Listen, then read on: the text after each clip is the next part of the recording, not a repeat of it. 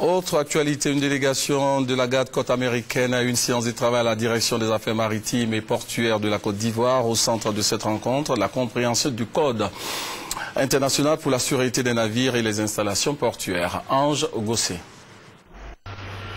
Le capitaine de frégate Anne Soruko, officier de liaison pour la Côte d'Ivoire, conduisait la délégation de la garde côte américaine pour cette séance de travail.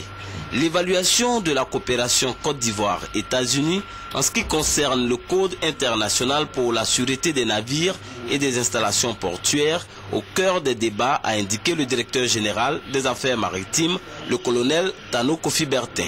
Après les attentats du 11 septembre perpétrés aux États-Unis, au niveau maritime, il a été décidé de mettre en place un code pour prévenir ce type d'accident.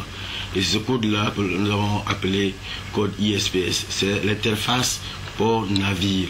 Lorsque votre port n'est pas sûr, les navires n'y vont pas. Lorsque les navires aussi ne sont pas sûrs, ils ne fréquentent pas les ports. Nous avons établi des échanges commerciaux avec eux. Nos produits quittent le port d'Abidjan pour aller aux États-Unis.